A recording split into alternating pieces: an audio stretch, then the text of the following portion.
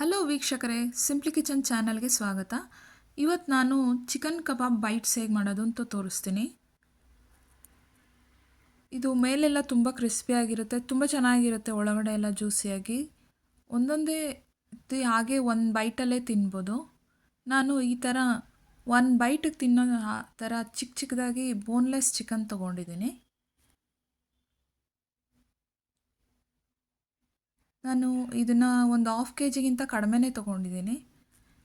ಅದಕ್ಕೆ ಒಂದು ಅರ್ಧ ಕಪ್ಪಷ್ಟು ಕಡಲೆ ಹಿಟ್ಟು ಹಾಕಬೇಕು. ಅರ್ಧ kg ಚಿಕನ್ಗೆ ಅರ್ಧ ಕಪ್ಪಷ್ಟು ಕಡಲೆ ಹಿಟ್ಟು ತೊಗೋಬೇಕು. 1 ಸ್ಪೂನಷ್ಟು ಅಕ್ಕಿ ಹಿಟ್ಟು, 1 ಸ್ಪೂನಷ್ಟು ಕಾರ್ನ್ಫ್ಲೋರ್ ಪೌಡ್ರ್ ಹಾಕಿದ್ರೆ ಕರೆಕ್ಟಾಗಿ ಬರುತ್ತೆ. ಯಾವುದು ಮಿಸ್ ಮಾಡಬಾರ್ದು. ನಾನು 1 ಸ್ಪೂನ್ ಅಕ್ಕಿ ಹಿಟ್ಟು ಹಾಕಿದ್ದೀನಿ, 1 ಸ್ಪೂನ್ ಕಾರ್ನ್ಫ್ಲೋರ್ ಪೌಡ್ರ್ ಹಾಕ್ತಿದ್ದೀನಿ.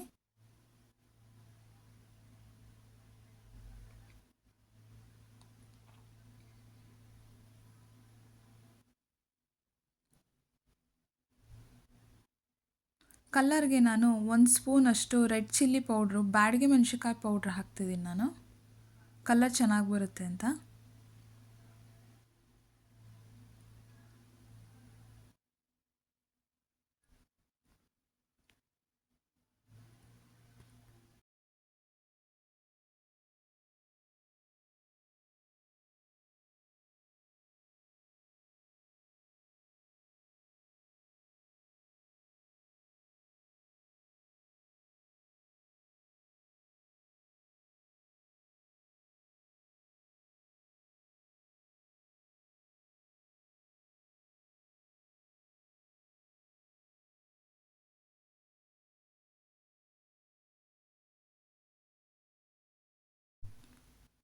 ಒಂದು ಸ್ಪೂನು ಮೊಸರು,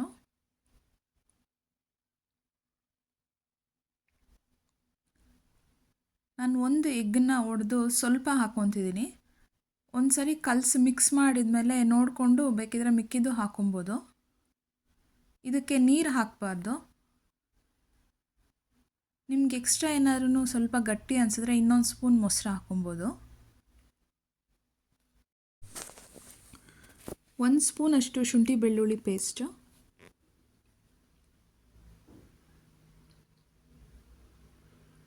ಸ್ವಲ್ಪ ಗಟ್ಟಿ ಅನಿಸೋದ್ರಿಂದ ಮಿಕ್ಕಿರೋ ಎಗ್ಗನ್ನು ಅದನ್ನು ಹಾಕಿದ್ದೀನಿ.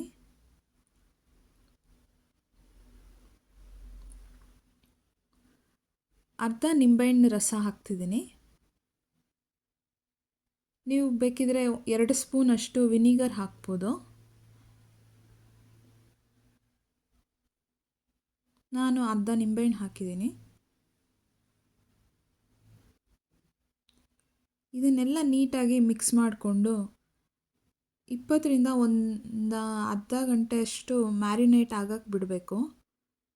ಆವಾಗ ಚಿಕನ್ನು ಫ್ರೈ ಮಾಡಿದ್ಮೇಲೆ ಸಾಫ್ಟಾಗಿ ಆಗುತ್ತೆ, ಇಲ್ಲಾಂದರೆ ತುಂಬ ಒಂದು ಸ್ವಲ್ಪ ಗಟ್ಟಿ ಥರ ಆಗುತ್ತೆ. ಮಿನಿಮಮ್ ಒಂದು 10 to 15 ಮಿನಿಟ್ಸ್ ಆದ್ರೂ ಮ್ಯಾರಿನೇಟ್ ಆಗೋದಕ್ಕೆ ಬಿಡಬೇಕು.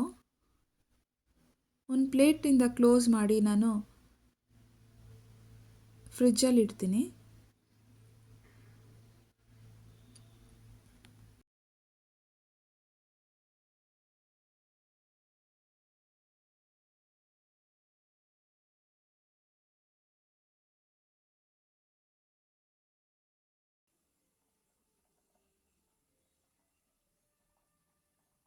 ಇವಾಗ ಲಾಸ್ಟಿಗೆ ಇದಕ್ಕೆ ಅರ್ಧ ಸ್ಪೂನಷ್ಟು ಸಾಲ್ಟ್ ಹಾಕಿ ಮಿಕ್ಸ್ ಮಾಡ್ಕೊತಿದ್ದೀನಿ.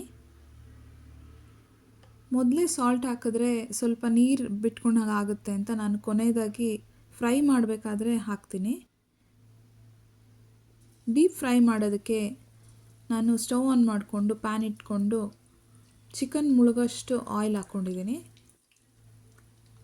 ನಾವು ಮ್ಯಾರಿನೇಟ್ ಮಾಡಿ ಇಟ್ಕೊಂಡಿದ್ದಂಥ ಚಿಕನ್ನ ಇವಾಗ ಒಂದೊಂದೇ ಹಾಕಬೇಕು.